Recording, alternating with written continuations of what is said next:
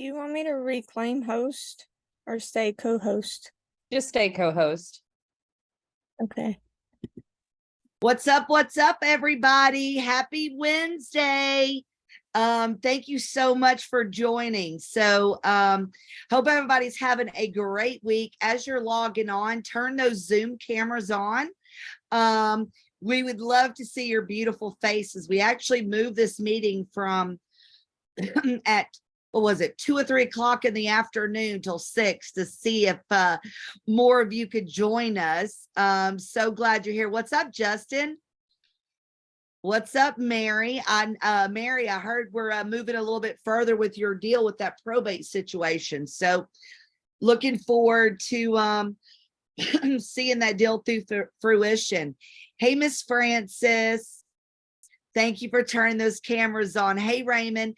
Guys, it makes it so much easier for me when I can see your face, because then I don't feel like I'm just talking to myself. Hi, Julie. Hey, Chia Pet. I'm just kidding. Am I supposed to call you your nickname in front of everybody? Absolutely, positively, without a doubt, it works. Okay.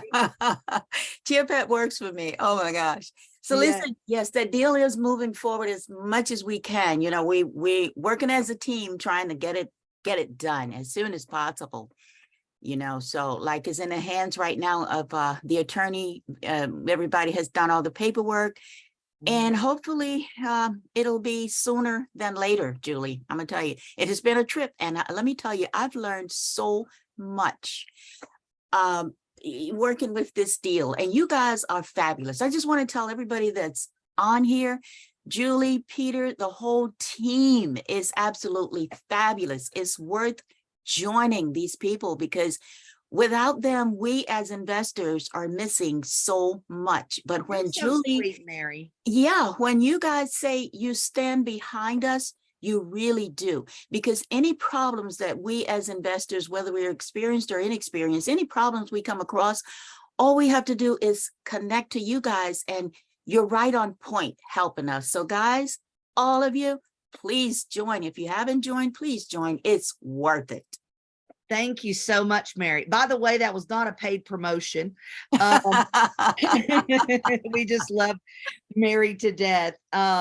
So glad everybody's joining. You know, we'll get started here in just a minute, but what we're going to talk about is something that we normally don't talk about, but something that I kind of specialize in, which is the rehab side of this business. And even if you don't know anything about rehabs, today I'm going to share with you some insights on how to judge what a rehab is on some of your initial appointments, because a lot of you are losing deals because you're not analyzing properties correctly. Also, some of you aren't getting deals under contract because you're trying to do too much on the front end, or you burn contractors. You cannot have contractors going out to properties over and over and over again and giving you bids and them never get a job. That is a good way for them to block you on their phones. So I'm going to share with you some tricks and the trades tonight about kind of how to give these initial estimates, why it matters, why it doesn't. We'll get started here in just a little bit. I love it. We do, like, maybe you could tell me that word. We do leaki. I'm imagining you're from Hawaii or something, because that seems like, and by the way, the fan is not for aesthetic purposes for me. I live in the South and it's very, very hot, and I like to spend my time outside. What's up, Marlene, Larry? So, hey, as you're joining on, look in the chat and tell me exactly where you're calling in from. What's up, Devin? Thank you guys for turning your cameras on. So sweet. So sweet. We got Atlanta. We got Dawsonville, Georgia. We got Texas, Phoenix, Arizona. And Larry's probably like, hold my beer, because Arizona is much hotter than Georgia right now, right? I've been seeing on the news, and actually from anybody in the Midwest, take care of yourselves. I think it's hitting record highs in the Midwest right now. And that definitely, can affect a lot of different people. We got Baltimore. I love Baltimore, DC, that Maryland, that little tri-state area, Dallas, Georgia, Overland Park, Kansas, Chicago. Love it, love it, love it. All right, well, let's go ahead and get started. And by the way, I love answering questions. I love comments. I also love when other people have experience and they like to share their experience with others. Okay, so this is not just me sitting up here talking to you. I think we all do better as a community, right? So there's different types of people on this call. Number one, you are looking to get into real estate investing, or you're already doing it. And you're either purchasing Need to Sell My House Fast leads, or you're thinking about it, or you might be looking to partner with us in our real estate investing business. I 1000% vouch for Need to Sell My House Fast leads. On an average, I close every 1 in 10 leads I get from them. That is really, really good. Because even though you're paying for these leads, I do close at that speed because I'm wholesaling, I'm flipping, I'm doing sub twos, owner finance. So there's generally an option for me on every deal. But let's talk about renovations a little bit. Either you're going to think renovations are fun, or you're going to absolutely hate it in this business. And if done properly, if you vet people properly, it'll stop you from losing money. Now, anytime I've ever talked to a real estate investor that's ever lost money in real estate, it always is from this part of the business, because you underestimate, right, the cost for a renovation, or you overestimate somebody's ability to get a job done.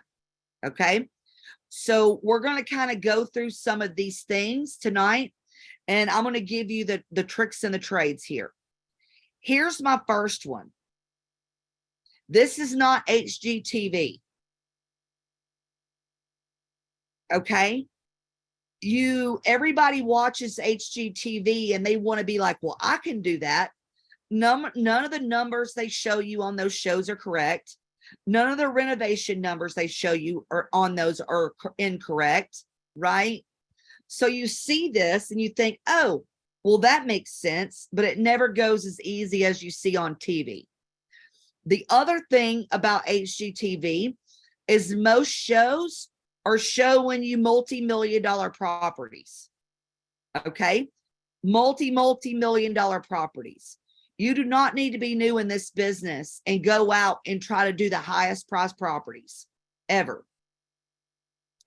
That's where you lose the most money. It's not just because of the price of the property, it's time. So when you've got a super high-end home, your materials, they need to be custom ordered. That takes time, right? The cost of your materials go up significantly. Then I want you to think about America and what buyers are. Who do you think are more buyers in America? People that buy multi-million-dollar properties, or the middle class? The middle class, right? 90% of all buyers are right there. So I don't personally want to pigeonhole my hole into a 10% of the market. I want to put out a product that's available to the masses. Okay. Speed of doing a renovation is very, very important. The faster you complete a renovation, the more money you're going to make. The more money you spend on a renovation, the more likelihood you're going to go over budget. Like if you get an initial budget on a rehab that's $100,000, I guarantee you it's going to end up at 120. You get a renovation at 30,000, it may go to 35. So the more risk, right? The more money, the more risk. Time is so important, because if you're borrowing money, every month that goes by, you got power bills, you got insurance payments on vacant houses. Think about like your own insurance for your own home. That's a certain price. Now, when you go put insurance on a vacant home you're renovating, it's about triple. So your insurance, your power bills, your water bills, your payments to your hard money lenders go up. Here's another mistake that I see fairly new people make. It's really fun to go do one of your first couple deals, right? To take really good care of that, to put these special touches in there. But what I see happen is you renovate a house like you're going to live there. This is not a business that you get emotional about money in. I just saw somebody the other day run a deal and show me a deal that they just flipped, and they overspent in their rehab by $10,000, but it did not help them on the sales price. Right? Or wanting to do special touches here and there. Little special touches are nice. But doing crazy things that cost money that never equivalent to getting a higher sales price is not going to help you. You're not going to make any more money. It's fine if you're renovating your own house, right? Because it's you that love it. But to go do it for a house you're going to sell, don't get emotional about real estate. And all of us are like, yeah, I'm not going to get emotional.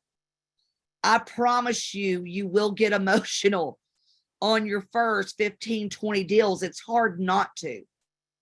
You've just got to watch that your emotions don't make bad financial decisions. Okay? And that's really, really huge. Also, be very, very careful what you do with your paint colors. Now you're like, Julie, now you're getting to HGTV. I promise you I'm not. You want your paint colors the same through the entire house. It's going to save you on money. Okay. Number two, when a buyer walks in there, it's done. It's finished. And they can imagine painting over in their other color. But let's say you love a navy blue accent wall. Only 5% of the people are going to love that navy blue accent wall. Okay? So be very vanilla with your paint colors.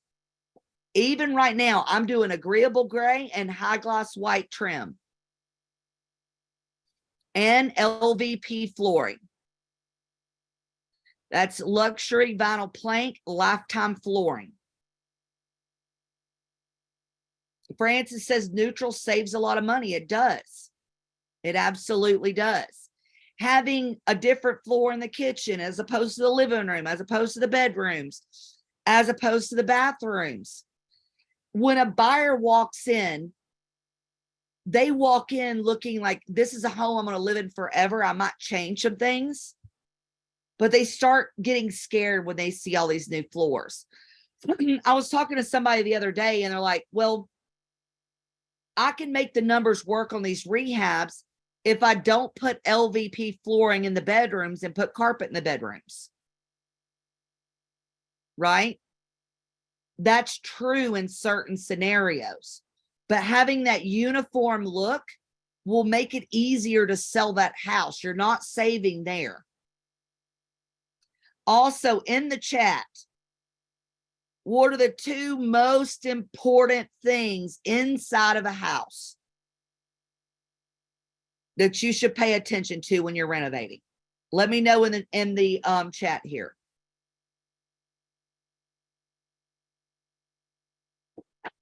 Justin says kitchen and bath, kitchen and bath, kitchen and living room. Love these answers. Kitchen and bath. Love it. Love it. Okay. Now, I'm going to tell you why I agree with everybody on kitchen and the master bath. You're right for whoever says that. So let's say you're a married couple. Okay. One of the people in a married couple is going to be the person that cooks, and somebody that's more so cooking, somebody that's more so cleaning. Okay. The other person's going to be like, I don't really care, man. Has it got a cool backyard, right? I promise you, when a decision's made on buying the house, the person that does the cooking, the cleaning, the aesthetics is the one that makes the decision. There might be a head of a house, but a neck always controls the head. You get what I'm saying? So always put money inside those kitchen and that master bath. The master bath is important is because when you come home from a long day of work, it needs to be something that you walk into and you're like, man, I can really relax in here, or I can get away from the kids for at least 30 minutes of my life and get a little peace and quiet, right? The kitchen is where you congregate. When you invite family over, when you have parties, that's where you congregate. I don't know about you guys, but my kitchens are never big enough in the houses I live in because everybody's sitting in the kitchen around the stove. So really pay attention to those kitchens and bathrooms. If at all possible, in your second bath, if it's a 3 and 2, try not to do a stand-up shower without a tub. People with small children, which is about 60% of all home buyers, have small children, and small children, parents want them to have an actual bathtub to take a bath in. Right? So if at all possible, even a great insert in that secondary bathroom is great. So that's kind of an overview, okay, of some things to look for. Absolutely, curb appeal matters. Not everybody has great landscaping skills or wants to be doing their yard all the time. They need something to imagine that this is easy for me to take care of. And it's very important that you don't overspend in landscaping. I'll tell you why. Strangely enough, I never overdid it inside the house because I've always had an affinity for like plants and things. So I'd put like ridiculously expensive shrubs and little trees in, thinking that everybody loved those things. Nobody cared that I put a $300 Japanese maple in the front yard. I did. I would notice it. You want easy maintenance items. Mulch is the cheapest thing you'll ever do in landscaping to cover ugly spots. Always put fresh mulch at a fix and flip, because that's going to just give it that overall feel. Even if you've got ugly landscaping, you can weed eat everything, spray it with Roundup and throw some mulch down. That's going to give you a good, easy appeal. Okay. So that's rehabbing as a whole. Let's talk a little bit about when we're going on an appointment, what to look for. Okay. Before I get into that, I want to talk a little bit about getting deals under contract. And there's a reason why some of you don't have more deals under contract right now. Here's the reason. You try to absolutely overanalyze a deal before you get it under contract. You'll think, if I don't have the perfect rehab numbers, I don't want to put it under contract. If I don't have the perfect ARVs, you don't want to put it under contract. So what do? You might bring a couple realtors in before you get it under contract. You might bring renovation people in before you get it under contract. You are going to burn through your resources doing business that way. Business people can't take time out of their life to help somebody that's new figure out what they should already know. Don't get mad at me for saying that. That's why I'm here to help you. So there are some basic numbers I'm going to share with you tonight that you can use when checking out your renovations. And don't be afraid to put houses under contract at all. I feel like every training I mention this, and here's the reason.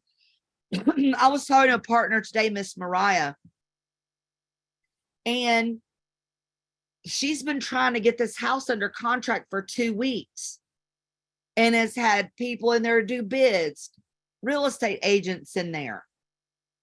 What if the seller never signed the agreement in the first place? You just spent time doing things that are never going to make you money. Stop wasting time on non-money making activities.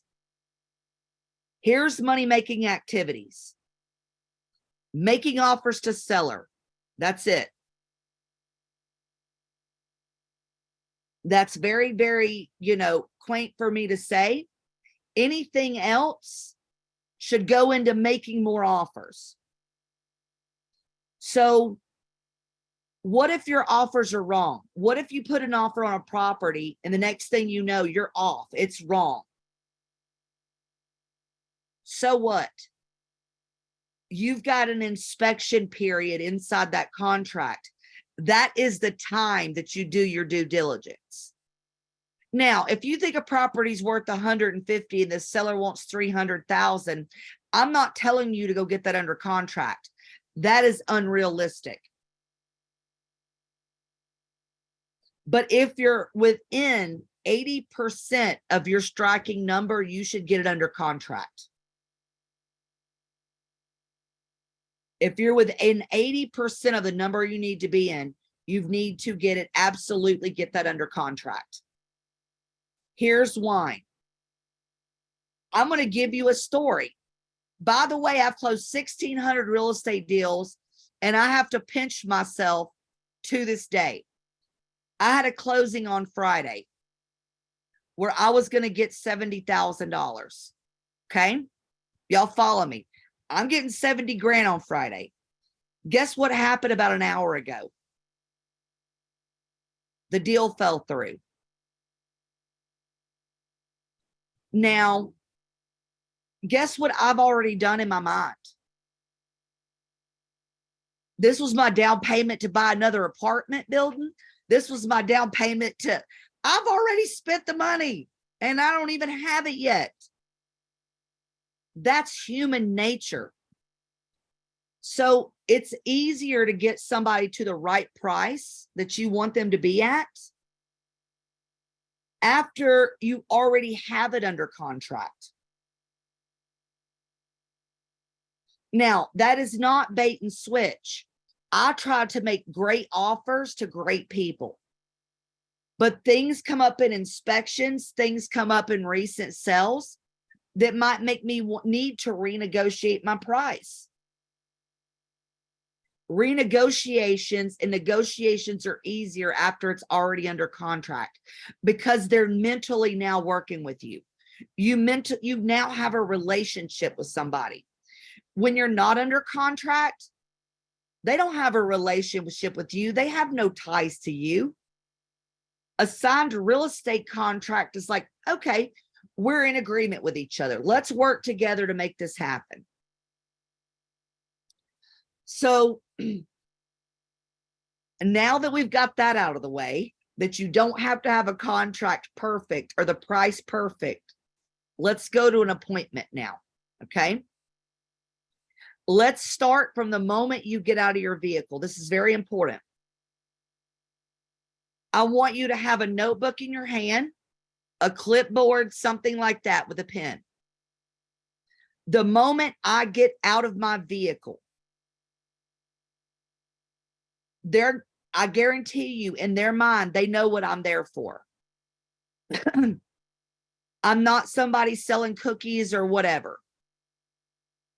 Because as I'm walking to the door, I'm looking at the soffits. I'm looking at the roof. I'm looking at everything and I'm making notes. The reason I do that is because when I pull in the yard, what do you think they're doing? Looking at me through the blinds. Right? So physically, I want them to see I'm real. I'm for serious. Okay. I want you to go knock on the door. Generally, every door has a stoop. Right? You walk up to their front door. Don't be the weirdo that knocks on the door and then has their face like this when they open the door, because immediately you are now an aggressor, okay, in their mind. I want you to physically make yourself smaller than what they are. How do you do that? You knock on the door, you step down, and you literally want them to be taller than you. That's me first physically showing you, hey, I'm serious. 2, I respect you, and I'm giving you the authority right now. Because I don't want them to think that I'm taking their authority. I'm giving it to them. And body language does that. When you're walking up to that house, you better find something really cool, really fast to have a conversation about. You can always find something by a car in the yard, a bicycle, something by the front door that's unique, something, a bird feeder, anything. When they come to the door, you could choose to do this or not. I'm old school. I always shake somebody's hand. I'm personally from the South. I always say, yes, ma'am, yes, sir, no matter what their age is. That's just how I'm raised. So again, I'm wanting to show that I'm not trying to protrude my dominance on anybody.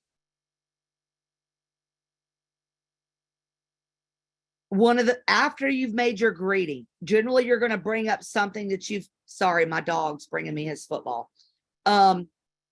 Once you meet them in that first initial meeting, you're going to bring up a conversation that you've had over the phone, right? John, man, it's finally so good to meet you. How'd it go yesterday when you went to your son's baseball game? Oh, good, great. Well, hey, listen, now is where I want you to slowly show that you're a professional without showing dominance, okay? Listen, John, I told you I'm here to make an offer, but I do need to look around the house.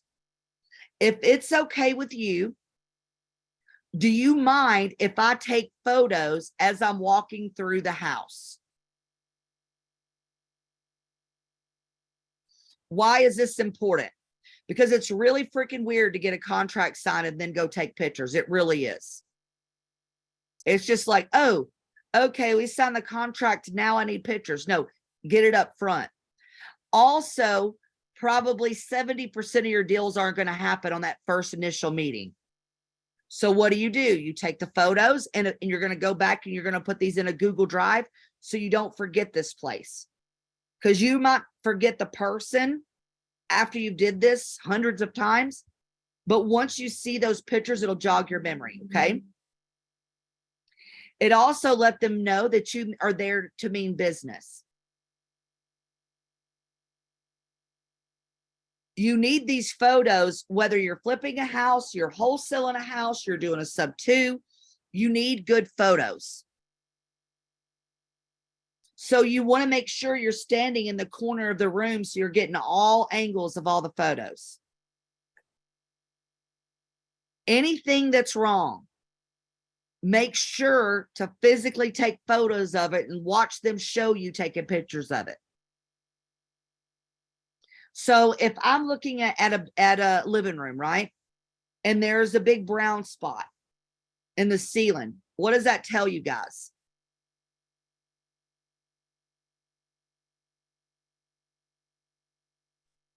There's a leak.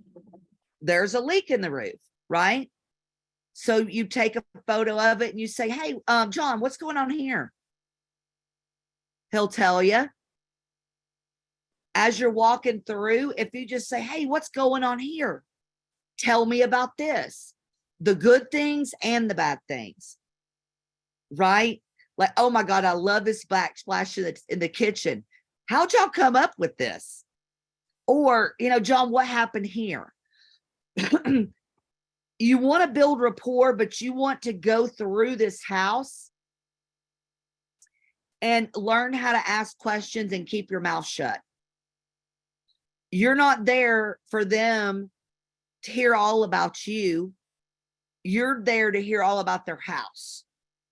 Why does that matter? You'd be really, really surprised how many people will talk their own price down and tell you everything that's wrong with the house, plus more than you even want to hear.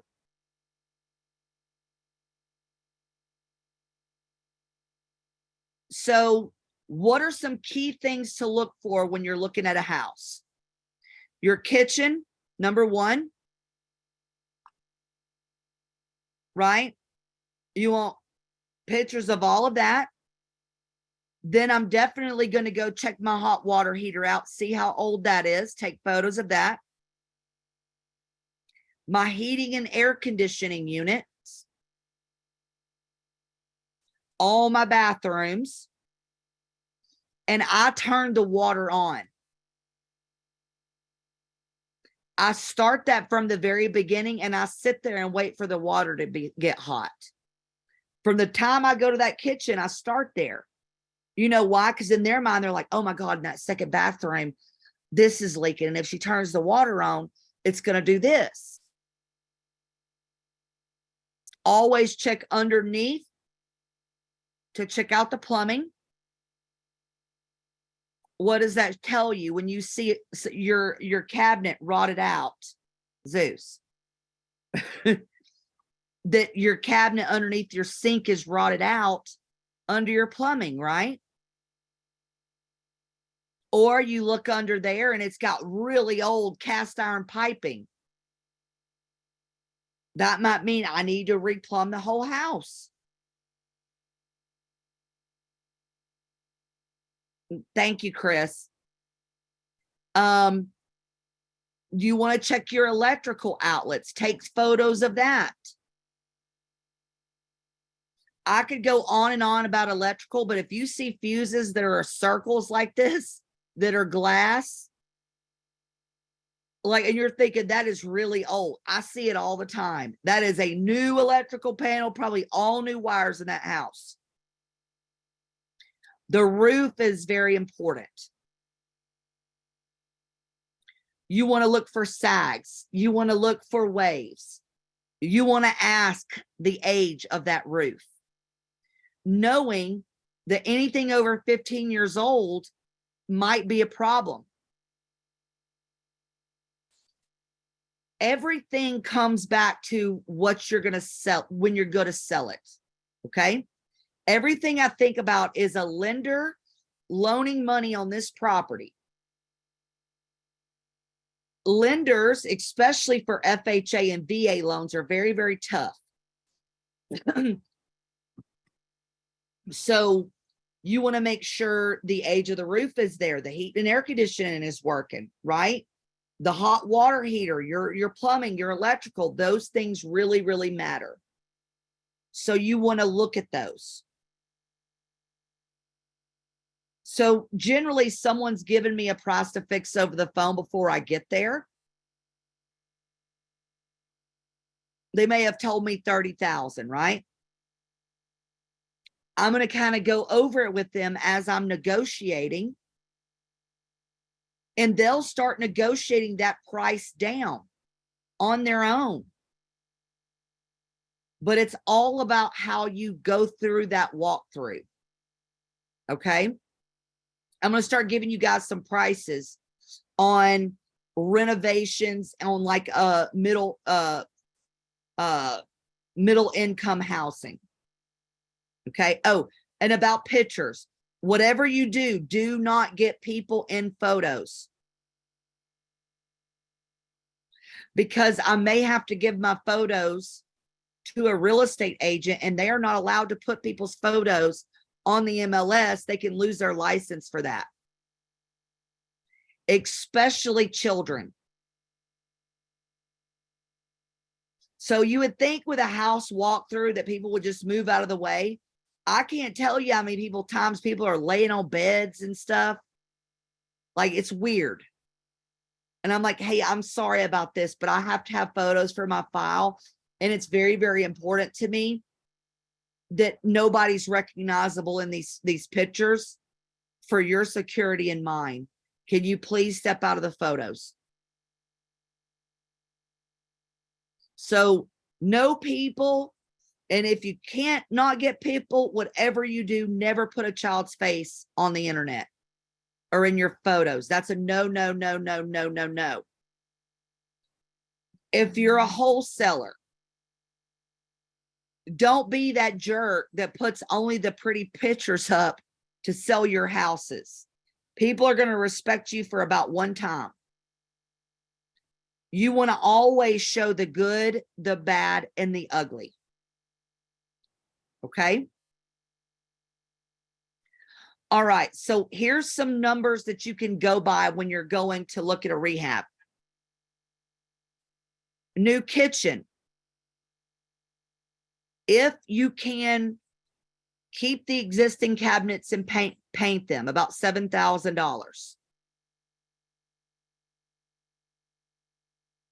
A brand new kitchen is going to be probably close to 15, 16.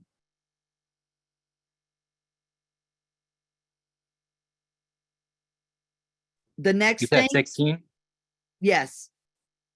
Now, what I'm talking about here is Home Depot, Lowe's, shaker style cabinets, okay? Not custom cabinets. Custom cabinets can be 25 grand by themselves. Master bathrooms, really, really important. I love to take the inserts out of my master baths and do, even in a $250,000 house, you want to really sell that puppy, do a tile floor side in your showers.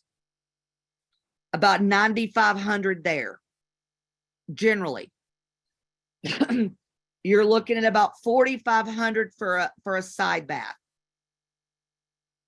for a secondary bathroom. Roof, 15 to 25 grand, depending on where you are. I had a bid on a roof yesterday in Michigan. This guy gave me a bid for $67,000 for a roof.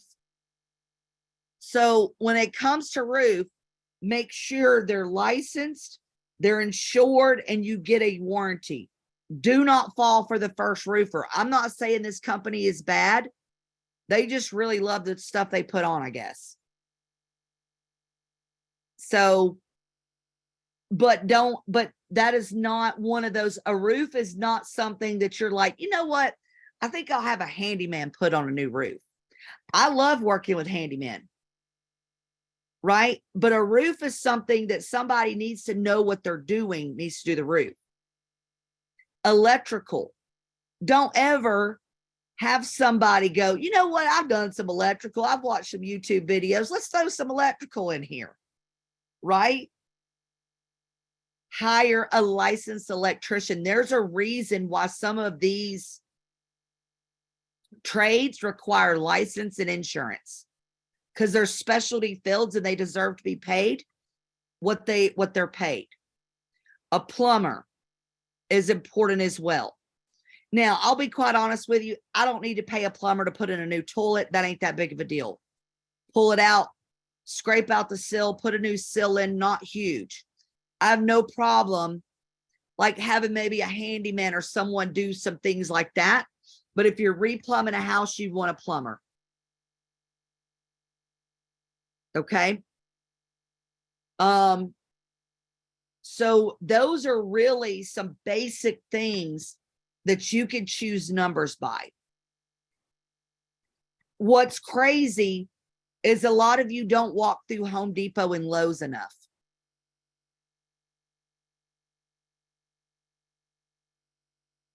You really want to walk through there and just see what fixtures cost. You really want to see what like sinks cost, what all of these things cost. Just an idea. because you can't do multiple jobs by thrifting every piece, right? Like there's discount stores for materials. You can't scale a business like that. I love floor and decor. Okay. I don't mind Home Depot, Lowe's flooring. Almost every time you've got to order all of that stuff, unless it's from Floor and Decor. Menards, all of them, they don't carry as much in-house. Okay. But that really is some of the things that I've learned over the years doing these renovations. When you're getting a bid for a job, never, ever, ever, the contractor is going to tell you this. Well, what price do you need to be at? I don't necessarily got to be at a price. I need to know what it's going to take you to fix this house. Don't ever give the contractor your number first. I'm not trying to negotiate a contractor down. Do you know why? Because you want to stop from getting in a job that you talked them down from 45,000 to 30,000 for you to get 30,000 in. And now I got to find another 15 grand to finish it. This is how people go out of business and bankrupt. Never choose the lowest bid. Never choose the highest bid. Never choose somebody who's available to be there in 30 minutes to give you a bid. I'm serious. If they ain't busy, they're not any good.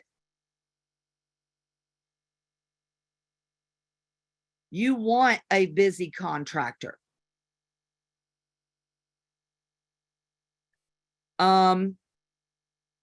The other thing when it comes to that, it's imperative that you know what it takes to be a contractor too, to give you a bid.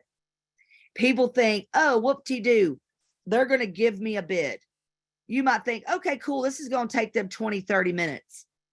Bids over $30,000 could take 5 hours. Would you want somebody to waste 5 hours of your time for you not to get the job because you just didn't even have it under contract? Give these tradesmen the respect that they deserve. I hear way too much investors getting on here bashing contractors about them stealing money from them. If you lead your business with respect, they'll respect you back.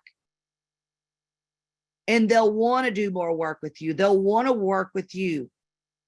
Okay? If you're an absolute asshole and something comes up on that job, they're not going to care to give you an extra, tell you it's going to cost more money. If you work with them and you respect each other, when something comes up, it's more like, hey, let's figure this out. Right? Now I would love to open it up for questions. I also see a lot of comments here. So probably there's a few of you guys on here that has some great advice that I haven't went over. So first, before we have questions, I would love for a few of you to share your advice to the group. I think that's a beautiful thing. To share some of that advice. Does anybody want to raise their hand and share some advice to the group that's on this call right now? And say, God, you know what? I've learned this over the years. Come on. I know somebody's got some good advice. Anybody? What about Charlie, who keeps putting on here?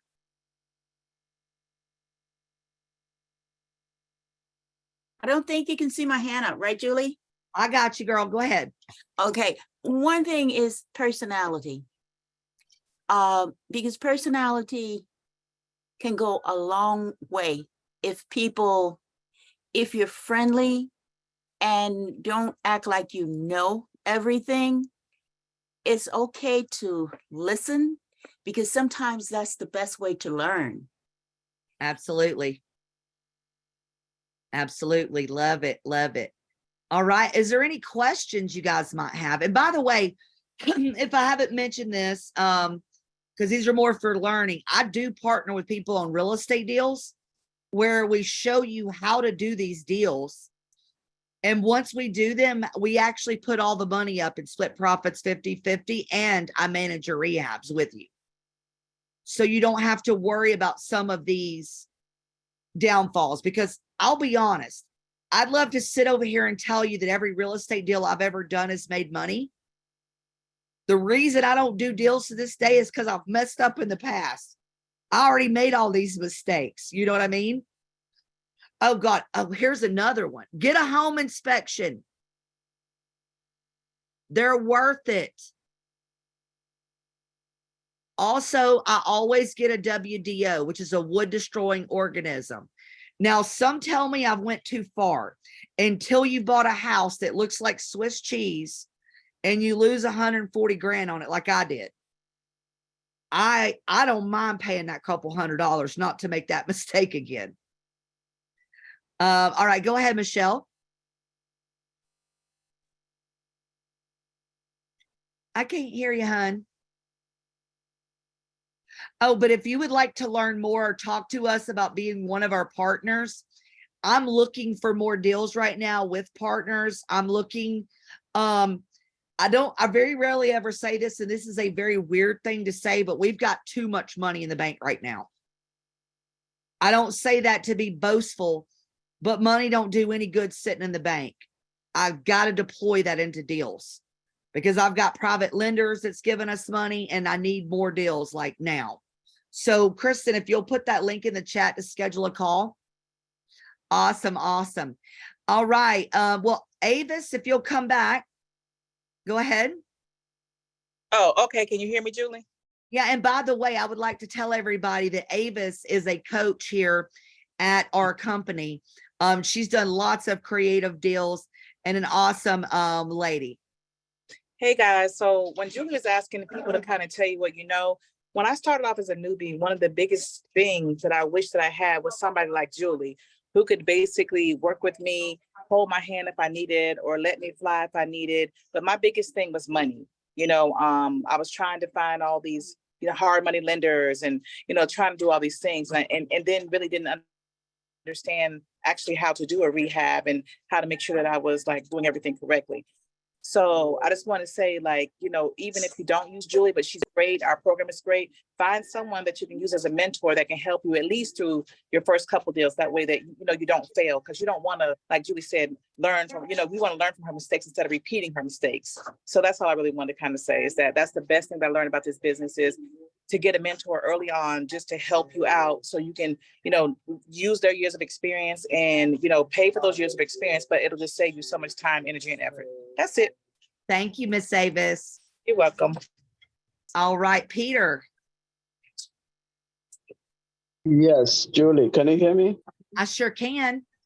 Okay, I have one question, and the question is, I spoke to a lady yesterday who owns a house, and it's a foreclosure.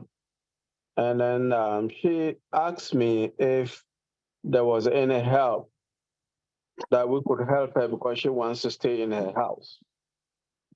And I told her that I didn't have that information yet, but I'll go back and talk to my bosses, and then I'll find out if there's any help that we can help her. Okay, so what I would do is I would tell her, because I always go into a pre-foreclosure trying to help them save their house. Mm-hmm. And if that doesn't work, then, I'll help them buy it. Ask her if she's called her bank and tried to do a loan modification on it yet. Okay. Because if she's making her payments, like if she made her payments okay before and hasn't done a loan modification in the last couple of years, they might be able to pull it out of pre-foreclosure and do a loan mod and keep her in that house. Okay, so if she hasn't done that, she would be lucky to get a loan modification. But if she has done that, is there any help? Not unless there's like a state program or anything. But Okay. but here's what you don't want to happen in her situation is to stick your head in the sand and not do anything. Because the worst thing is to lose your house, lose your credit, and get thrown on the street and have a foreclosure on your record and not realize what's actually going on. Her best bet's a loan, Maud, unless she can get a personal loan from somebody to catch her payments up. But they're only going to do a loan, Maud, if she can repay that money. So if she doesn't have a job or something, they're not going to give her a loan, Maud. Okay. All right. And the other thing that I have is I think that sometimes when I don't know if it's just me, but usually if I present a house and probably the deal is not a good deal, I would expect that I get an answer so that I can let the owner of the house know so they can go ahead and probably market their house. But sometimes I don't get that information and I don't know what to tell them. They keep calling. What's going on? Are you still interested in all of that? And I don't know what So to tell are them. you calling like for sell by owners or who, on what scenario are you talking about? Yeah, for sale by owner. Yesterday I sent a contract written by the landlord. He said he wanted his lawyer to write the contract. I sent it over. I didn't hear any information. I text, and Barry said he would call me, but I haven't heard from him yet. So you just Yeah, want to no. make sure you're going to the coach's room, but I kind of want to help you a little bit with for sell by owners. Okay. Yeah. Why do you think people put their house for sell by owner? Probably there's a reason. This person that I sent the contract lost his wife, and they have 3 kids. So he didn't want to live in the house because he didn't want the kids to have memory of their mother. Oh, that's terrible.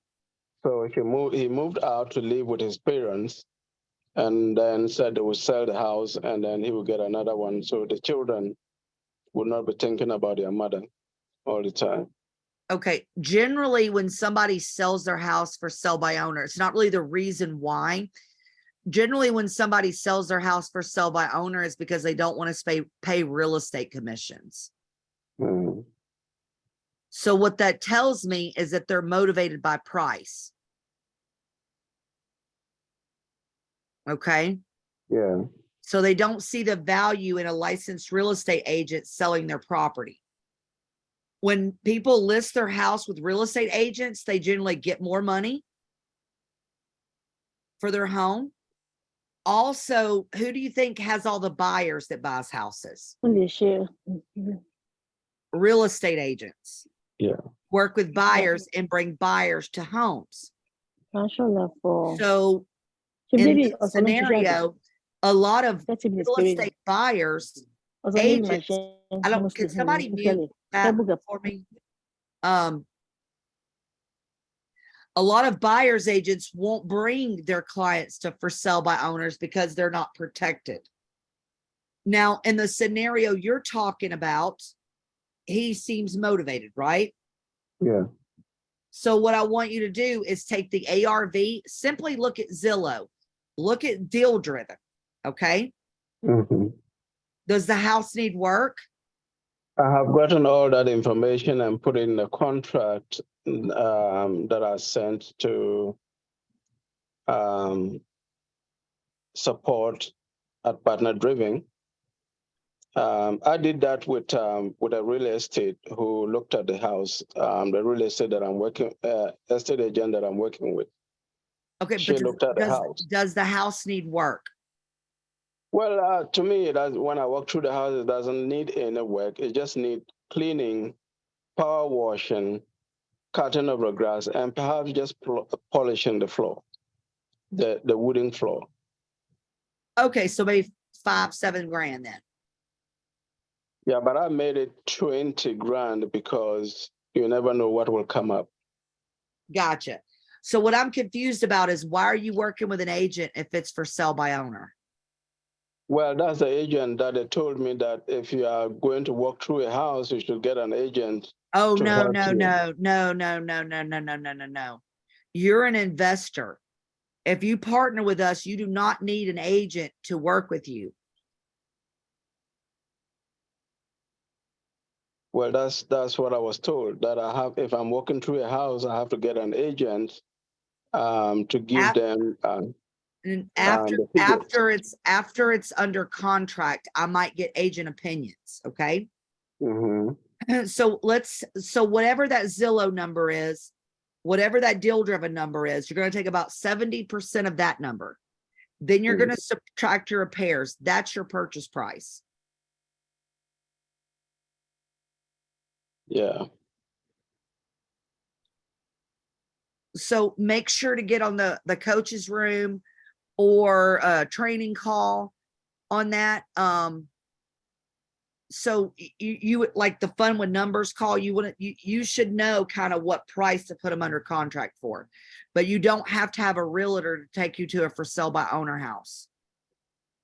Yeah, I went in there myself and I did all the numbers, because I know that you have to do like if the house is for sale for 100,000, you do 100,000 times the 60, 70. 70, okay, 70%, and then you get the value of the house. So listen, that's all you need at that point though. Yeah. When you come up with that number, make that offer to that seller. That's it. Yes, and Get that's them to sign the contract. Once they've signed the contract, my team will help you with that due diligence. okay. Because this is like when I was talking at the beginning of this call, what I don't want you to do is go through all of these steps and then you not get the deal in the first place. Because you got to remember that seller is looking at you as the investor. Yeah. Does that help at all? Yes, it has. Now I'm still waiting for Partner Driven to get back to me as I have sent them the contract, so that I would be able to relay that message, whether they work on the deal or not.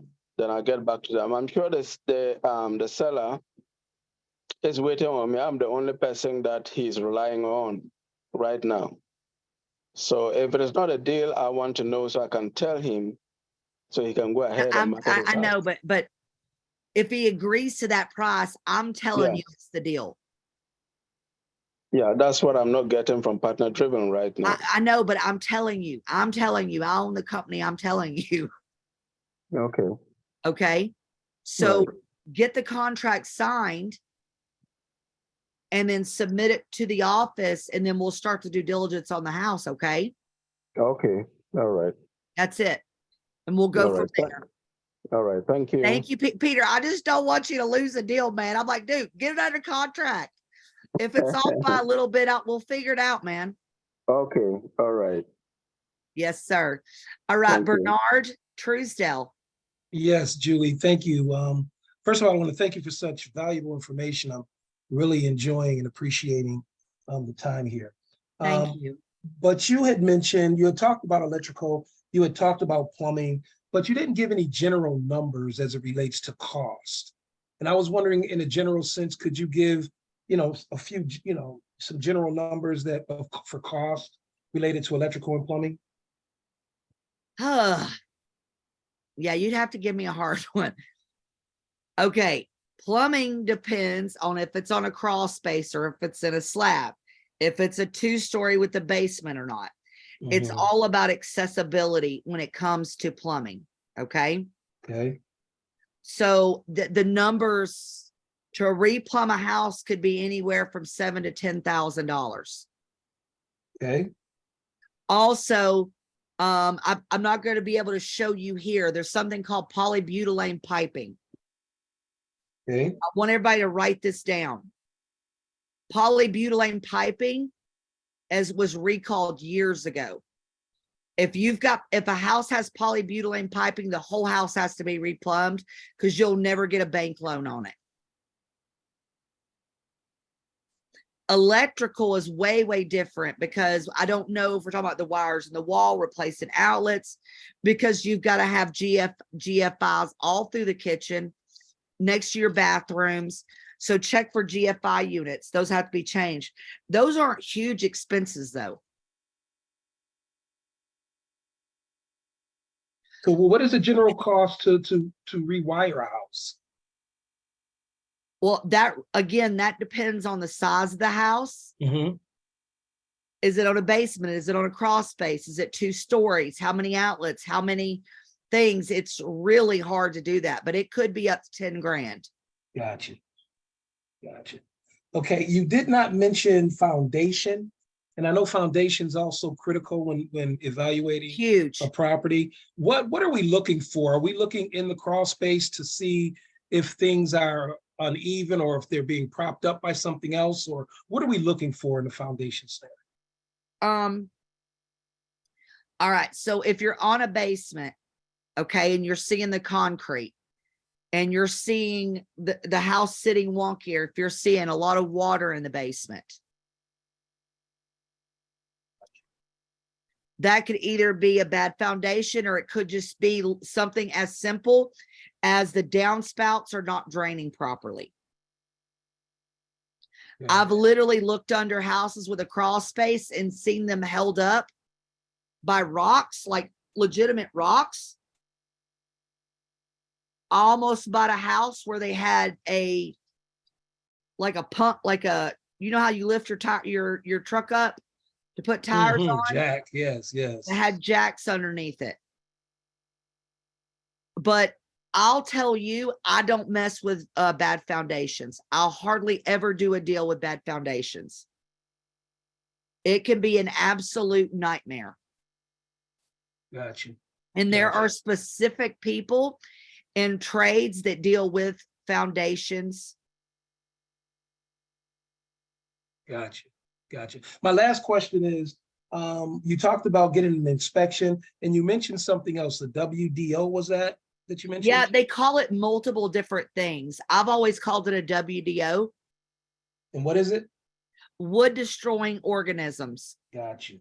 Okay, Like I a got you. termite, like termites, Yes. ambrosia beetles on wood. Gotcha. Also, roaches aren't really a cool thing to have in your house either. They're really hard to get rid of.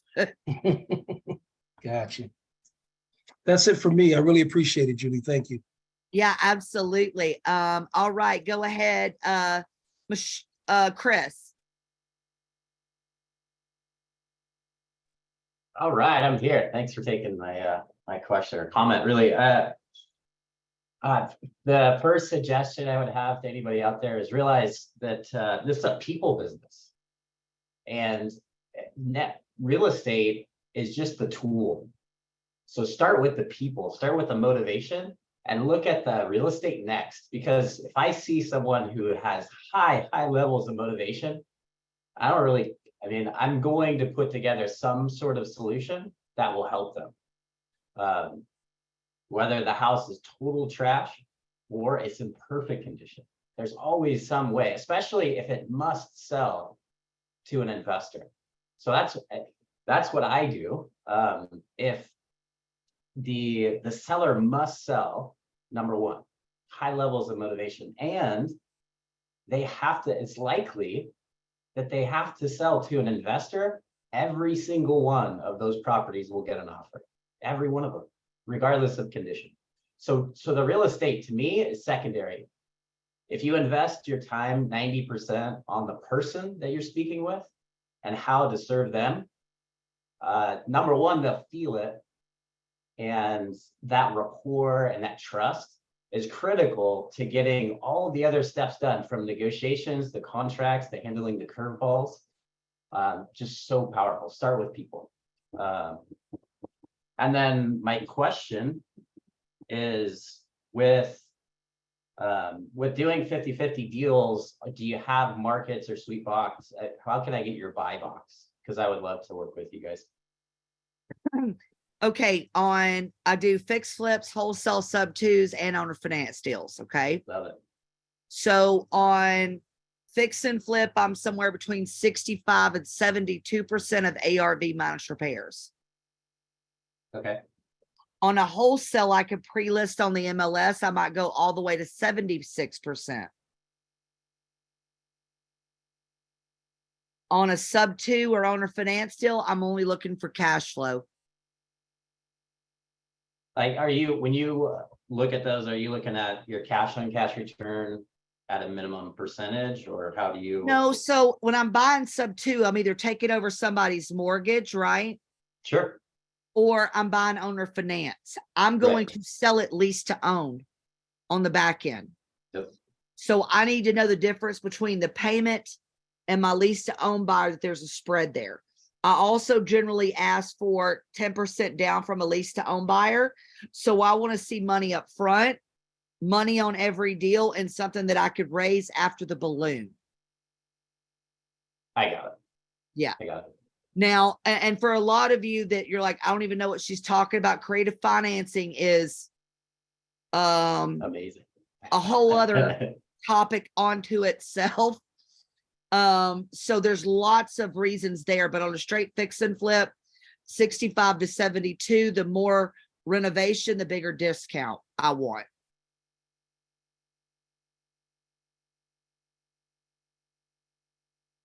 Does that help, Chris? Yeah, it does. That's great. Awesome. Awesome. All right, Miss Michelle and that beautiful young man.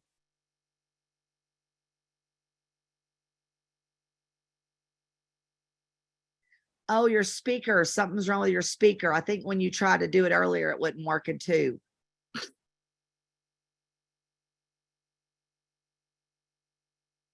don't know if you have it on Bluetooth or something.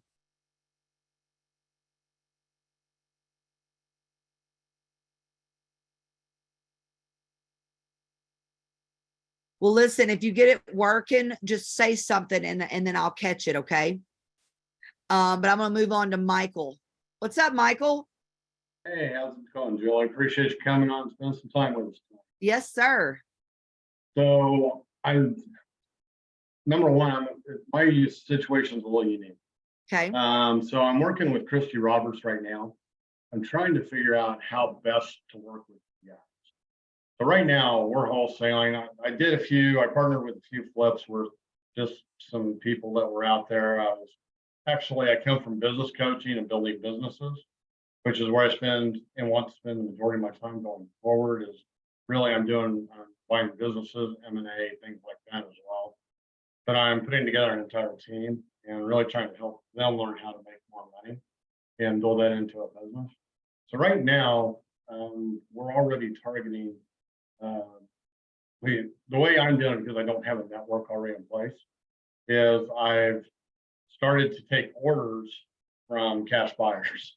So like we have an order for 3 in Tampa right now. We have an order for 4 out of Rhode Island.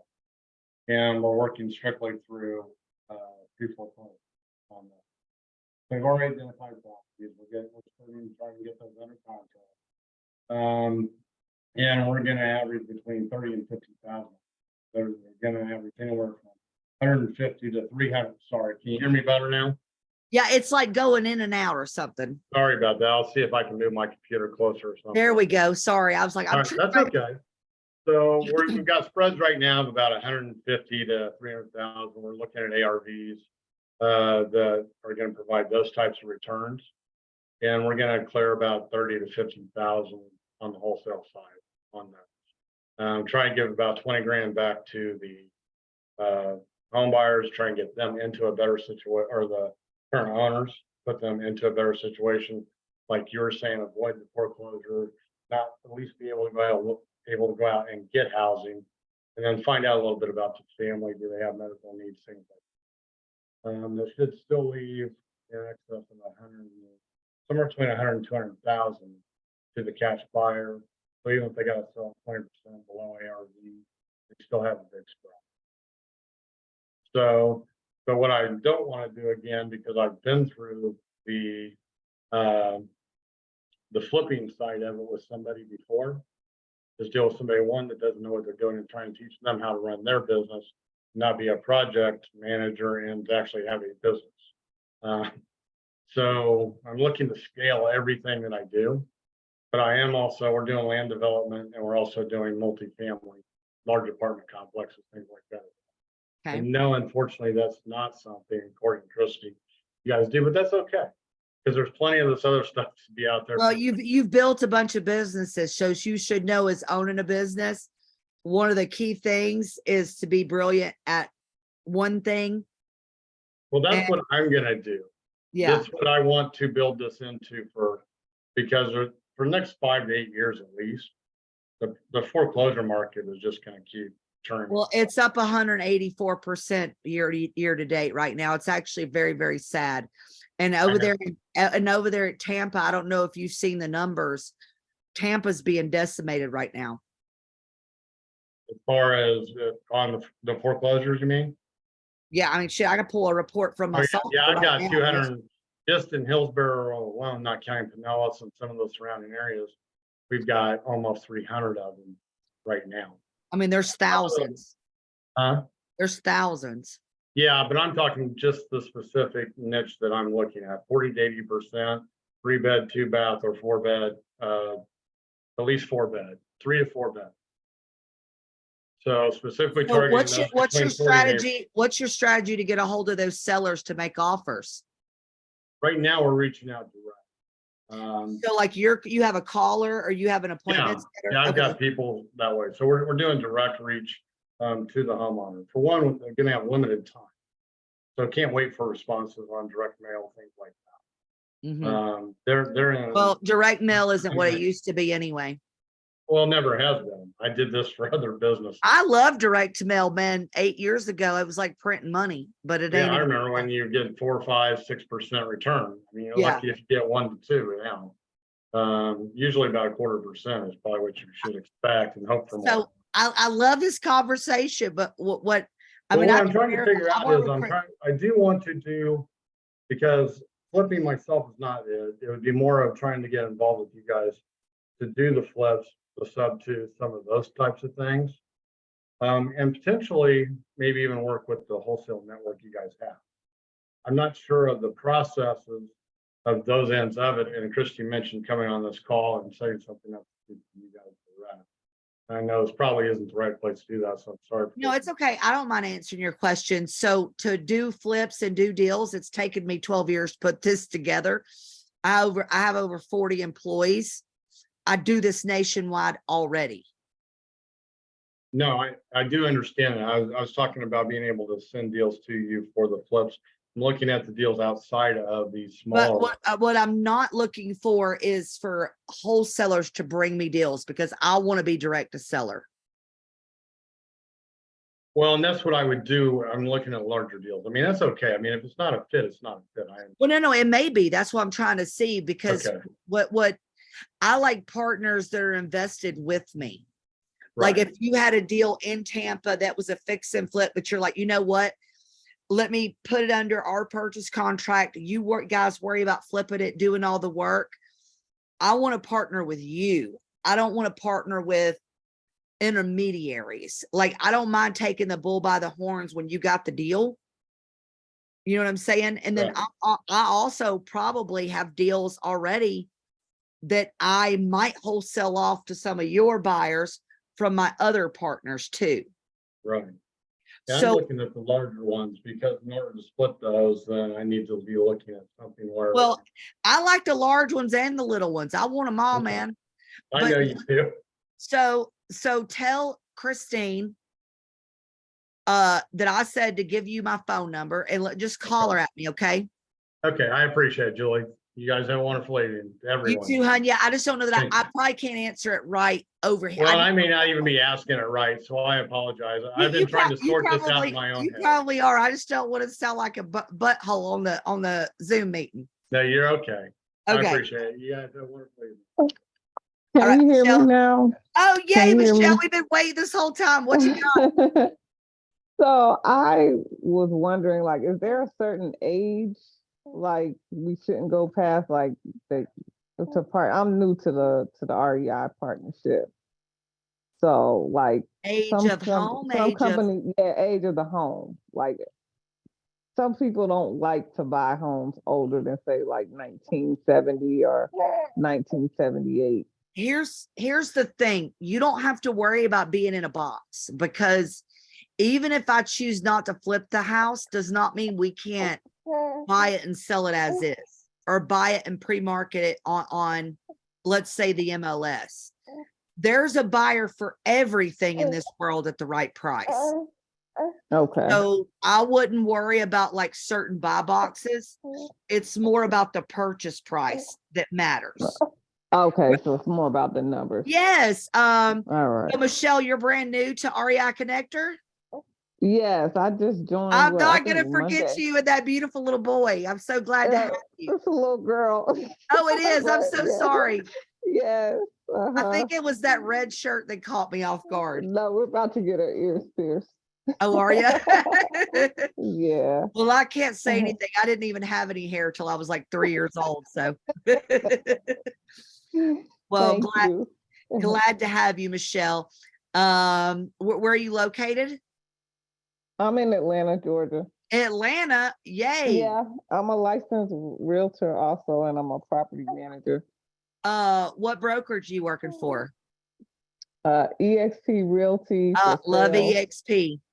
And I have my own brokerage for the property management. Well, that's good to know, because sometimes I need people. I mean, I'll get with you later because I may have some referrals for you. Oh, cool. And I'm Awesome. personally looking for some quads. Okay. FYI, All right, cool. I want all the quads, duplexes, and triplexes you got. Okay. Now, For me, are you for me speci- personally. Do you have specific forms that you use, or can I use what I use? No, you got a good deal. You're a member of the community. You just pick up the phone and call me or text me. Okay. Okay, cool. Now I want 10% or more ROI every month though, after your management fees, because I'm not managing nothing no more. Got you. I'm too sweet. I'm too sweet. People talk me into stuff. Okay, thank you. Yes, great to have you, Michelle. Well, all right, everybody. Thank you so much for being here. We'll be here next Wednesday night. I believe it's Peter's week to join. I don't know what the subject is, but we hope to bring you value each and every week. We thank you for being here and hope the best. See you soon, guys. Bye-bye.